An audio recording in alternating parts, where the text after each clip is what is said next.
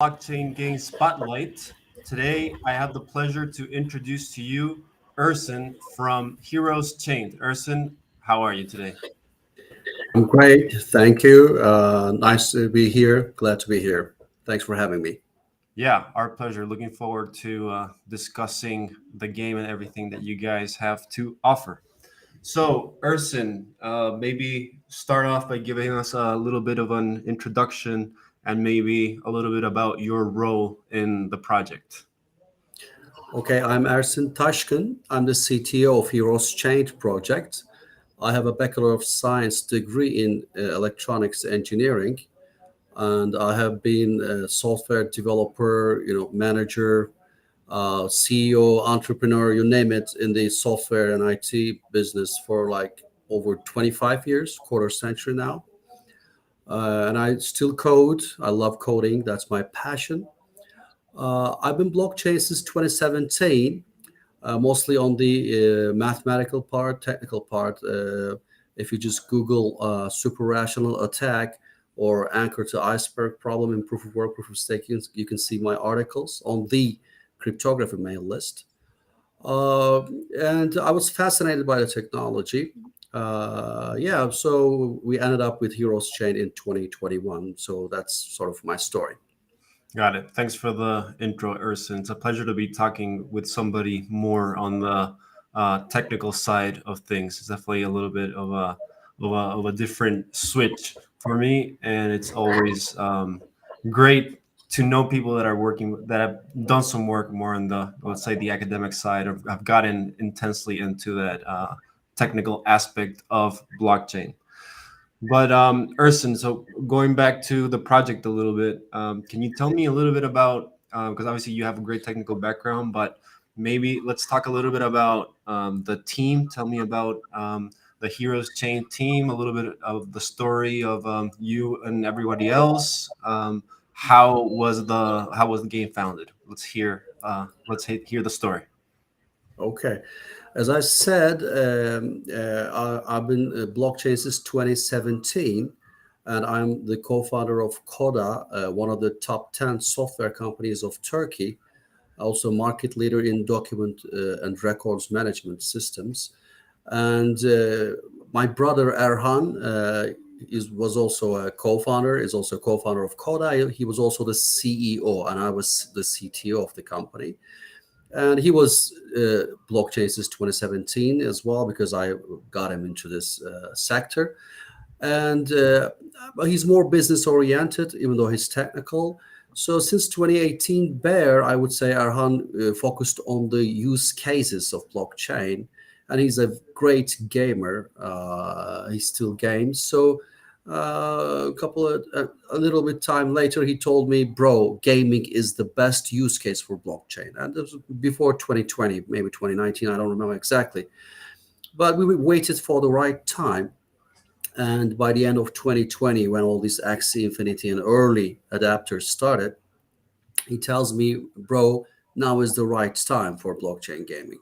And 2021, the first quarter, we had corporate governance in Koda, so we planned to offload our duties in Koda to the people that manage the company. And then Erhan goes to Salih Kanlı, who is the co-founder of one of the top software companies of Turkey, CBK Soft, with two of his friends. The company is very successful. It was acquired eventually by Iron Mountain, first by RMX and Iron Mountain. Iron Mountain is a huge company. It's the Steel Mountain in Mr. Robot on Netflix series. So it's huge. So it was a huge success. We are fans of Salih, Alp, and Batal, the co-founders of CBK Soft, who had successful startup experience in Silicon Valley. So we go to them, we go to Salih, Erhan goes to Salih and explains him about blockchain and gaming and everything. So yeah, he gets excited, and he also convinces his friends. So the founders are the founders of two top software companies of Turkey. But we wanted to develop a great game because we saw the problems with early play to earn projects. The gameplay experience was not so good. And so we asked ourselves, how do you find the money to pay the gamers when the hype is gone? and the mathematics didn't work out, but we had this best practice of gaming industry, $200 billion yearly income. So we thought we can find an answer to this question if we can develop a great game. But you need a great game developer team, and we were not enough. So we went to Mev Dink, the legend, who was the founding father of Turkish gaming industry, which is huge today. He's British Turkish actually. He has developed globally award-winning games several times in the UK for Ubisoft, Activision, you name it. So he's Mm, huge. okay. So he's a friend for 20 years. So of course Erhan goes to him and explains him about the blockchain revolution, everything. So he gets impressed and he says, "Yeah, that's a revolution I want to be a part of." So we get Mevding on board as executive producer. And once you have him on board, it's easy to build a great team. He's cult in Turkey. Uh, and, a great game has to be great on the visual side. As I said several times, we're visual animals, unlike cats and dogs. So Salih has a friend in common with Onur Çaylı, who is also huge. He's the guy who created the White Walkers race for Game of Thrones. I'm sure you watch Mm, Game of yeah, Thrones. I yes. believe I would say I'm biased, but White Walkers is one of the best creations there in the I whole have a series. figurine of the what was the name of the Dark Knight? Not the Dark Knight, Yep. the Night's Yeah. Watch. Main Hara. Yeah. Yeah, right over there in the counter. Can be seen by my background, but yeah, big fan Yeah. of the Night's Watch and the White Walkers. Yeah. And yeah, he also created our Mayan Hara heroes now. Again, a unique race for this game, which I will be talking about as well. He worked for Terminator Genesis, Amazing Spider-Man, many projects, Marvel vs. Capcom, a lot of big game projects as well. So we convinced him to onboard him. So when we onboard him, we're also strong on the visual side of the game. And then we built a strong blockchain since it's a team, since it's a blockchain game, which eventually won the Avalanche hackathon, the first ever Avalanche hackathon, like Hmm. 4.5 months ago. So we're equally strong there too. So I would say we built this AAA game for the blockchain Yeah, got it. blockchain game project. Definitely sounds like a solid team, and I like what you said with your first partner, which I believe you mentioned was your brother, in which gaming would Yeah. be one of the main functions of blockchain. I mean, at least in terms of NFTs, I've always been a strong, very, very strong proponent of that. I've Hmm. been, opinionated on collectibles versus art versus gaming, and my head has always gone towards gaming. So I definitely share that vision with you guys. Yep. Anyways, can you at this point we've talked a little bit about the history of the game. Let's discuss a little bit the blockchain component of Heroes Chained. What can you tell us about that? Okay, so first of all, it's an RPG game, and we really wanted to have something that's gonna be a milestone in the gaming history. If you take a look at our team members, they have always developed milestone projects in their own sectors. For example, Mevdink has developed the Street Racer, which is considered to be the first ever MMO or multiplayer online game in the whole history of video games industry. He developed it for Ubisoft. So again, for CBK Salt founders, Coda founders, Onur, we have always developed milestone projects in our own sector. So no surprise, we really want Heroes Chained, our first game, to be a milestone game. So Mhm. we selected the RPG genre, and it's going to be a world that is expanding forever, but not in terms of land, races, or content, but in terms of gameplay as well. So we want to give the impression to the people community for the Heroes Chained brand that Heroes Chained always expands, grows, surprises us, and delivers on time and even more than in the roadmap. Because it's going to be a blockchain game, we're going to have our tokens and economy, NFTs. We believe this is the way to sustain an economy, an ever expanding game. Even the gameplay experience will change over time. We have races. We have the Mayanhara race, for example, a hero race. In RPG you have classes. This is Middle Earth theme. The world Ventuna is ravaged by Dark Lord Oblivion and his minions, and those who survive from different races and classes get it together and build this city called Last Hope.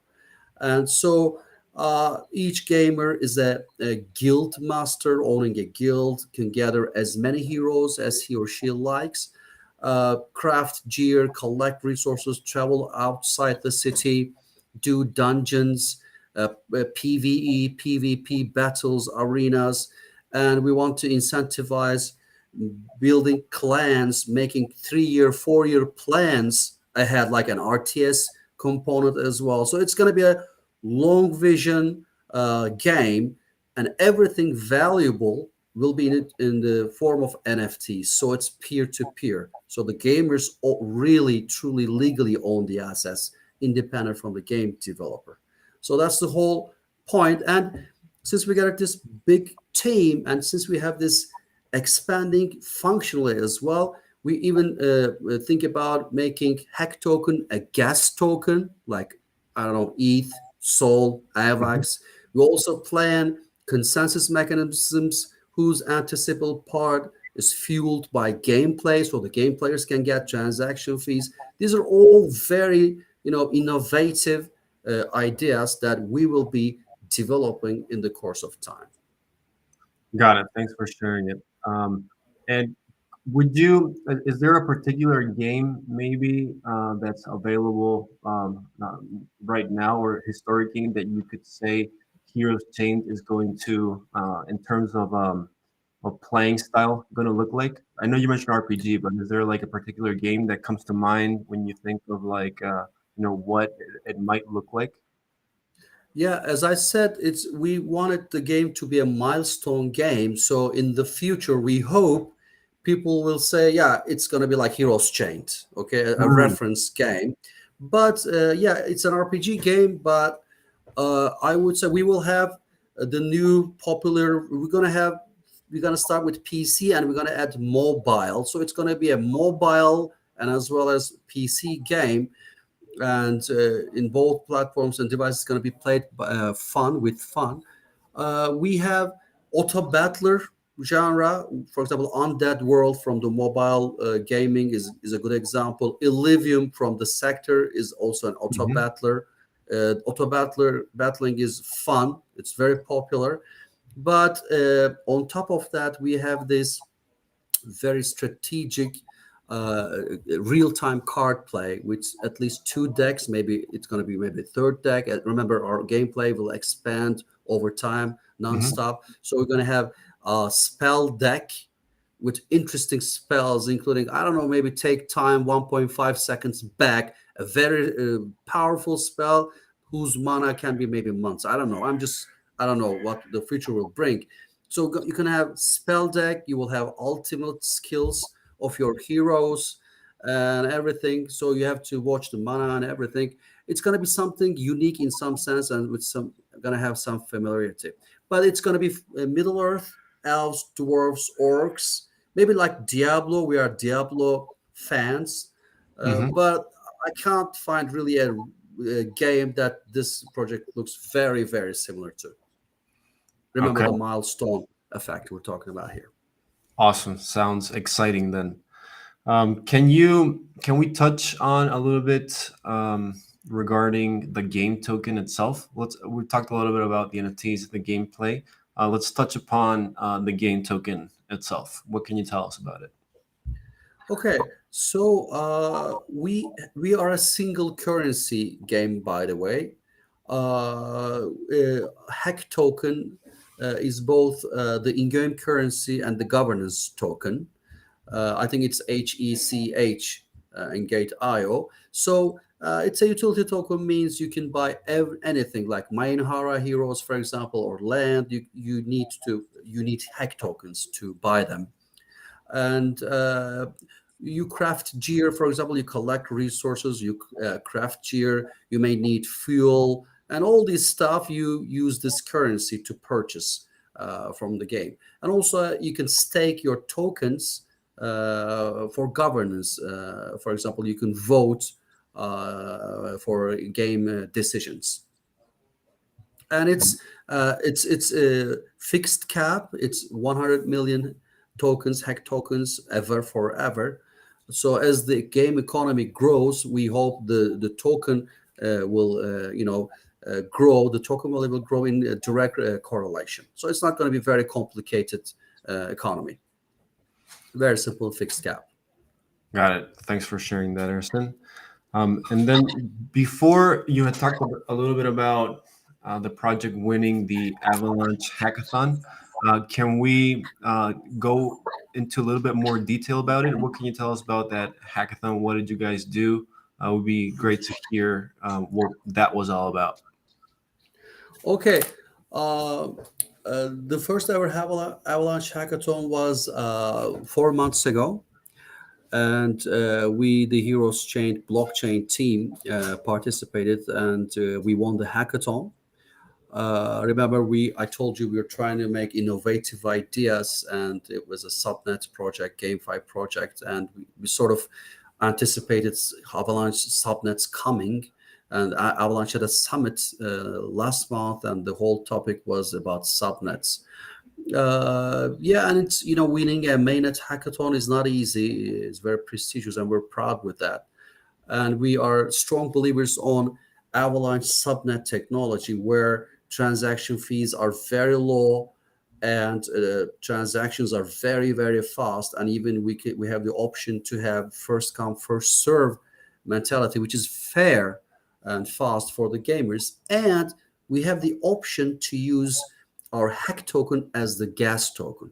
So for all transactions, even though the transaction fees are low, which is good for the users, uh, uh, we will use hack token for the gas token, which will increase the value of the token, which is good for all the gamers and holders of the token. Got it. Thanks for sharing that. Can you now at this point tell us a little bit about the roadmap and what to expect in 2020? Oh, you mean 2022, I believe. Okay, so we started the project last year, and we have been holding on to our roadmap so far, including everything, and we even over delivered. Like Avalanche Hackathon participation and championship was a milestone that was not on the roadmap, but it helped us a lot. Uh, we did the IDO successfully. We broke all-time high records on both CDFI and Avalanche, which are two prominent, launch pads. And yeah, we are now listed on Gate.io, and now we have done the NFT sales, Mayan Hara race sales in March, late March, and it was sold out. We also received a lot of demand from big guilds as well. Now we are about to do our second batch sales of NFT heroes. I believe that towards the end of this month, could be 28th or 25th. We are about to announce it. As a technical guy, I don't know the exact date. So we will be doing a second batch of NFT sales. That's important. We will do NFT land sales this quarter, and we also have a surprise.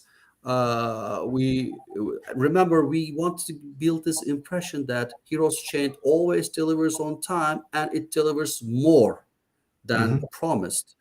And for those Mayan Hara holders, and now we're having the second batch, we now have this mini game version of Heroes Chained, and which I think also shows how beautiful the game will be, because the user screens are very artistically beautiful. It's a mini game. It's a sort of an idle game.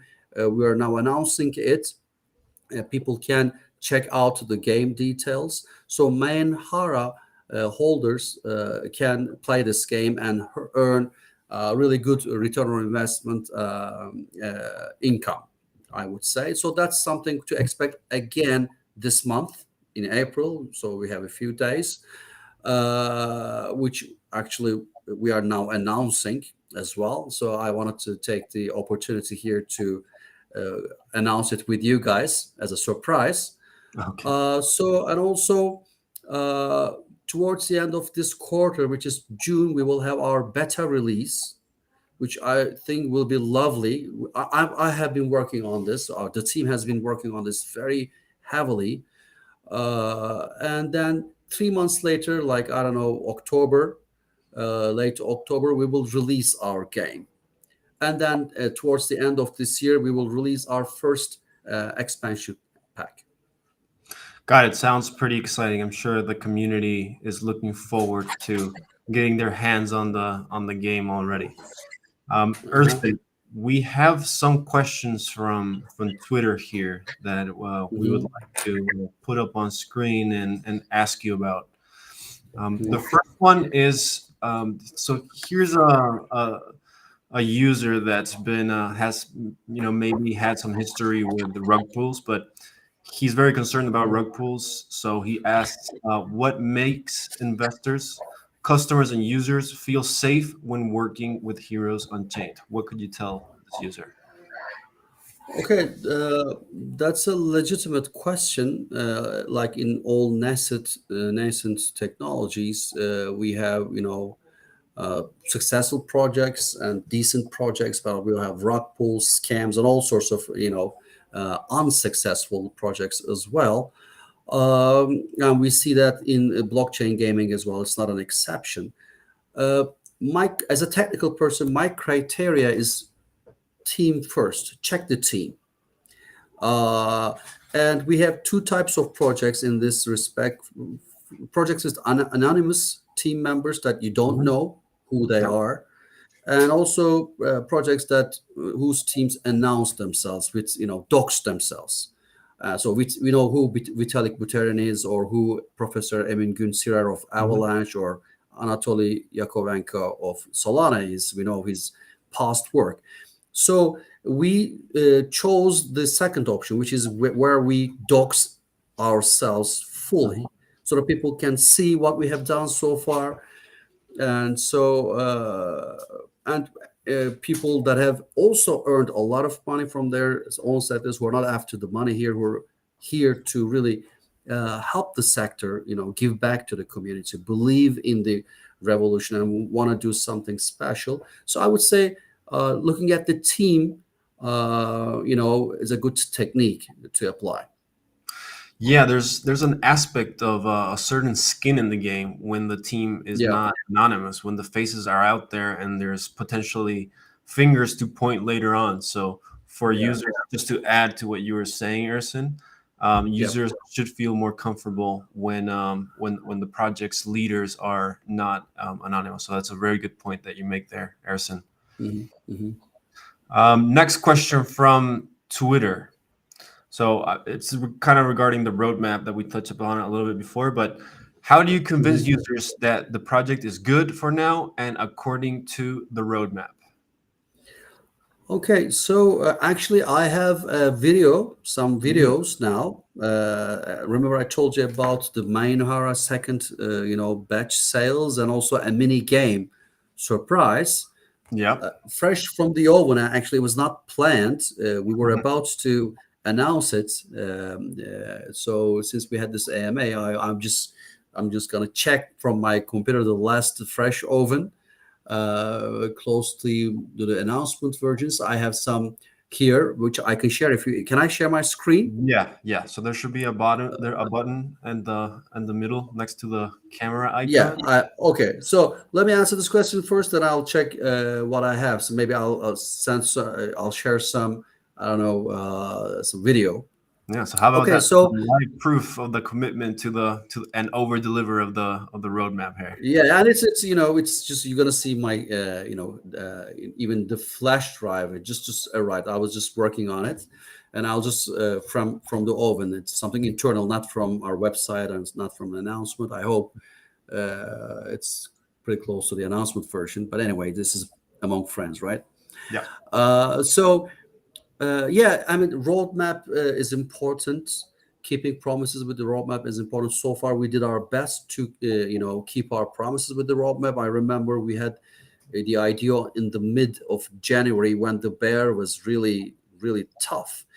Even one of the prominent projects, Sin City, had to postpone its IDO on CDFI, and we were right after them. We were like 5 days after them. We were the next game to launch on CDFI, and they had to, maybe rightfully, postpone their IDO due to market conditions. And even then, we had to face the bear, and nobody knew what was going to happen. But we decided not to even think about it. That was on a plan. We had announced it and everything. We did our best. So the past, performance on meeting the roadmap is important, even the tough milestones, I believe. That can be a good sign. And also we have, very frequent deliveries on our roadmap. Now we will have on the 25th and the 28th the Mainhara sales again, and also the mini game, which is, and on top of the roadmap. This is we are delivering not only on time in scope, but we also deliver more than promised. And this mini game really, I think, will really make our Mainhara holders really happy with good return on investment. Cool. Yeah, that's definitely. Let me share my screen now, but it's gonna be from my drive. I hope this is sort of. Yeah, no worries. This is You see, it's just from my drive. Sure. We're gonna pull it sorry, up. Sorry. Should we start sharing it? Yes, I will. Let me know when you feel comfortable with putting the screen up there. Oh, just a moment, please. I will. Sure. This is exciting, though. I mean, it just so on the spot. The fact that you're asked about the road. I will share it. I will share my first screen then, because I have a problem with sharing my. Okay. Share. All right. We're gonna put it up on screen. Can you see? Now we can see it. Yes. There we go. So, is this? Can you explain what we're seeing? Is this a teaser? What are we? This is Mainhara Race Hero. It's a winged race created by Onur Çaylı, the creator of White Walkers. Oh, okay. It's unique. By the way, just a moment, please. Just a moment, please. I think the sound was off. Okay, I need to settings, audio.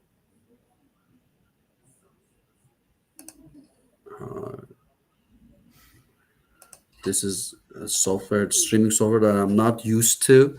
I don't know how to share sound and playing video. Just a moment, please. Yeah, sure. Actually, Erson, I believe we've had some issues in the past with the particular streaming of sound. So yeah, this streaming, I don't know this software, but anyway, so you saw the Mainhara race, I believe. Yes. And we will be also now announcing our mini game. It's a huge teaser. I'm sure you're gonna love it a lot. It's like Hollywood quality teaser. If you watched our first teaser, it's gonna be something great. We will be introducing the mini game there. We're just announcing it. I really recommend people to watch us on Twitter, where we announce the mini game, the video and everything. Got it. So we have a few more questions from Twitter, Erson, that we'd like to address at this point. Okay. Sure. A user generally discussing security. Could you show us how strong your security is? The token complete any audit by third parties? Okay, that's also a very legit question. With the unfortunate Axie Infinity hack, this question is, getting again, very frequent. We're receiving this question, but Axie Infinity is no exception. We've been having these hacking stories all throughout the history of blockchain technology. as I said, if you take a look at our blockchain team, myself, one of the co-founders, we have Dr. Güven Fidan, who has a lot of reputation as well. As I said, if you Google super rational attack, you can see my article on the security boundary of consensus mechanisms of permissionless, systems, decentralized systems. But even though we have a very strong team, we need to be audited. You need a secondary, vision. Therefore, we had our contracts audited by both Certic and Hacken. These are the two top teams you can have in this sector. So yeah, we had them both audit our smart contracts. Cool. I appreciate it. Thanks for that. And then another question from Twitter. What strategy will you implement to bring non-crypto natives into your ecosystem? Okay, yes, this is also a very good question. I really liked the questions from the Gateia community. We said that we want to have a milestone game in play to earn as well. That's why we call it play and earn as opposed to play to earn, and we say game first for GameFi. Our white paper is the paper that introduced this play and earn concept as an alternative to play to earn and the game first for GameFi approach. But because we wanted to make use of the best practices of the gaming industry, which is $200 billion today, over 3 billion gamers, and but there's a caveat. Most of those 3 billion gamers are non-coiners. And blockchain learning it's a steep learning curve. We know it from our maybe friends, from our family. So we have a custodial wallet option for those non-coiner gamers. So if they want, they can use our in-game wallet, which is also fiat friendly, which you can integrate with credit cards and everything. Also, we don't want our non-coiner gamers to lose their valuable assets due to losing their keys and everything. So it has key recovery option as well. And if they want to go to self-custody, which we tell them to actually try to incentivize them, we also have tutorials, gamification and everything that we try to teach them about blockchain. So this is what we're after, a custodial wallet option with fiat-friendly options. Got it. Thanks, Erson. And then here's a question from the audience watching on YouTube right now. Maybe we can touch on it a little bit because so far our discussion has been very focused on security, the anonymity of the team, and a lot of things that makes users comfortable going forward. And one other important aspect, which is the core of this user's question, is regarding the revenue model for the game. So you can be super secure, you can be meet all the roadmap deadlines and everything like that, but the game also needs to be sustainable. So what can you tell our user Sam that's wants to know a little bit about the sustainability in your own revenue model as a company? Mm-hmm. Okay, so remember, we asked ourselves the questions: where do you find the money to pay the gamers when the hype is gone for the early play to earn games? Remember, and we wanted to have our game a milestone game, and we introduced this play and earn concept as an alternative to play to earn. And in a nutshell, we say it's game first for GameFi because if you have a great game, a great metaverse that people would love to be in, have fun, and where we can have all this economy of attention, marketing and everything, it's going to be a real economy, we believe. Remember, $200 billion revenue, sustainable revenue for the gaming industry. That's why we built this great game development team. And the physics of this is, we have developed countries, developing countries, underdeveloped countries, rich countries, poor countries, but the gamers are the same. Or say 3 months time is the same in Vietnam versus in America or Germany. but $300 is not worth the same if you have $300 in Vietnam, or I don't know, different parts of the world, you are really rich. But it's like you pay for dinner for, I don't know, for $300 in, I don't know, LA or some other parts of the world. So some gamers would prefer to play 3 months to get, explore, roam, collect resources, craft gear, invest little money for some other items maybe, and then fight dungeons to be able to, build, craft this magic sword, very powerful and attractive sword.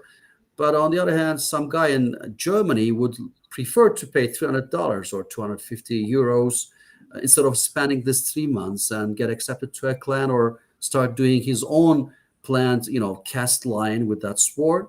So we believe in this relativity.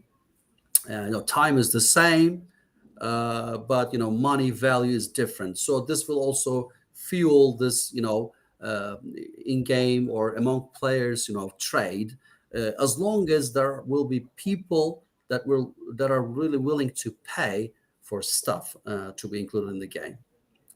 But this is nothing magical. As I said, this is from the best practices already present in the gaming industry. We just apply it on blockchain technology, which is peer to peer, which is free ownership, legal ownership of assets. Got it. Thanks for addressing that, Erson. And also, since we have a little bit of time left and we have to wrap it up soon, but I would like to put on screen the first teaser that you guys had Please. on the website. So I'll put that up on screen, and maybe we can discuss it a little bit as we go. But for everybody, I'll put it on screen. What you can do is go to heroeschain.com, and you'll be able to see it as. Oh, sorry, yeah, for a second, but you'll be able to see it in there as well.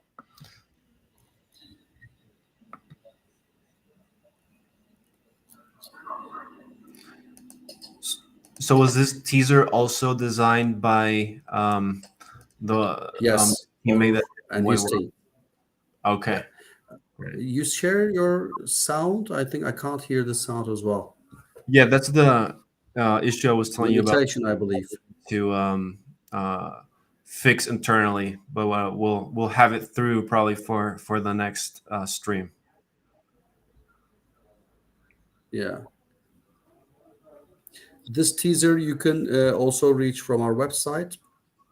But as I said, I would highly recommend the people to watch our second teaser, which we are going, I think we're announcing maybe now or today. All right. Sounds good. So everybody be watchful for the second teaser. And with that said, Erson, we have to wrap it up for today, but I really appreciate you being here with us today at Blockchain Game Spotlight. Any other parting comments you'd like to tell the community? Yeah, I want to thank you for their attention. And as I said, we'll have very frequent milestones these days, starting with the NFT sales and mini game, then maybe land sales, and then beta version. So we'll be very frequent these days. I want them to follow us. Yeah, sure. So everybody be paying attention to the Heroes Chain Twitter. I'll put it up on screen for everybody that's watching to follow. And with that said, thank you very much, Erson, for being here today. And we all look forward to the announcement of the new teaser coming out either today or tomorrow, or as soon as we come, we'll be watchful. Thank you. All right, Erson. See you guys Bye-bye. later.